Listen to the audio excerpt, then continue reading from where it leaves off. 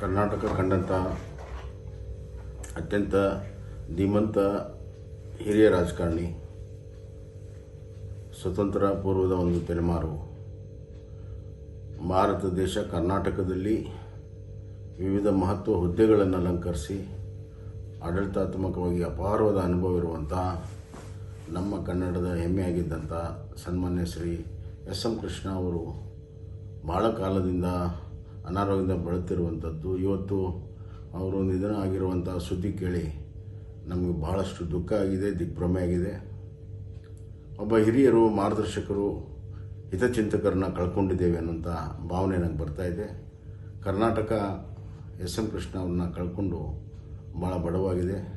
ಸಾರ್ವಜನಿಕ ಜೀವನದಲ್ಲಿ ಅತ್ಯಂತ ಒಂದು ಪರಿಶುದ್ಧವಾಗಿರುವಂಥ ಬದುಕನ್ನು ನಡೆಸಿ ಆದರ್ಶಮಯವಾಗಿರುವಂಥ ನಡವಳಿಕೆಯಿಂದ ಇಡೀ ಭಾರತಕ್ಕೆ ಅತ್ಯಂತ ಪ್ರಿಯರಾಗಿದ್ದಂಥವ್ರು ಎಸ್ ಎಂ ಕೃಷ್ಣ ಅವರು ವಿದೇಶದಲ್ಲಿ ತಮ್ಮ ವಿದ್ಯಾಭ್ಯಾಸನ ಮುಗಿಸಿ ಬಂದ ಮೇಲೂ ಕೂಡ ತಮ್ಮ ಸೋಷಲಿಸ್ಟ್ ಹಿನ್ನೆಲೆಯನ್ನು, ಮನೋಭಾವನೆಯನ್ನು ಬಿಟ್ಟುಕೊಡದೆ ಪ್ರಥಮ ಬಾರಿ ಅವರು ಸ್ವತಂತ್ರವಾಗಿ ಸ್ಪರ್ಧೆ ಮಾಡಿ ಗೆದ್ದು, ಮತ್ತು ವಿಧಾನಸಭೆ, ಲೋಕಸಭೆ, ವಿಧಾನ ಪರಿಷತ್, ರಾಜ್ಯಸಭಾ ಎಲ್ಲದರಲ್ಲೂ ಕೂಡ ಎಲ್ಲ 4 ಸದನದಲ್ಲಿ ಕೂಡ ಅವರು ಸದಸ್ಯರಾಗಿ ಕೆಲಸ ಮಾಡಿರುವಂಥದ್ದು.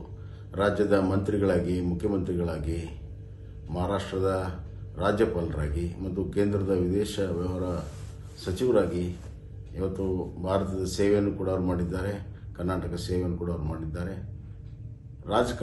ರಾಜಕಾರಣಿಗಳಿಗೆ ಆದರ್ಶವಾಗಿರುವಂಥ, ಆಡಳಿತಗಾರರಿಗೆ ಮಾರ್ಗದರ್ಶಕವಾಗಿರುವಂಥ ಅವರ ಬದುಕು ಅತ್ಯಂತ ಪರಿಪೂರ್ಣತೆ ಕೂಡಿದೆ.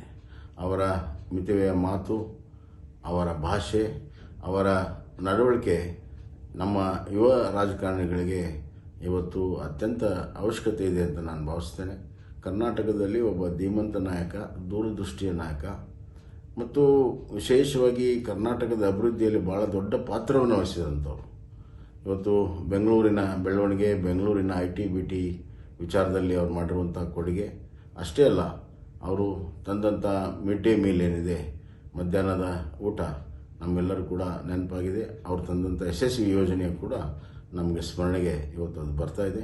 ಅಷ್ಟೇ ಅಲ್ಲ, ಅವರು ಇವತ್ತು ರಾಜಕಾರಣದಲ್ಲಿ ಯಾವುದೇ ಹುದ್ದೆಯಲ್ಲಿದ್ದರೂ ಕೂಡ ತಮ್ಮ ವ್ಯಕ್ತಿತ್ವವನ್ನು ಎಂದೂ ಕೂಡ ಬಿಟ್ಟುಕೊಡದೆ ಅತ್ಯಂತ ಸ್ವಾಭಿಮಾನದ ಬದುಕನ್ನು ಕೂಡ ಅವರು ನಡೆಸಿದ್ದರು.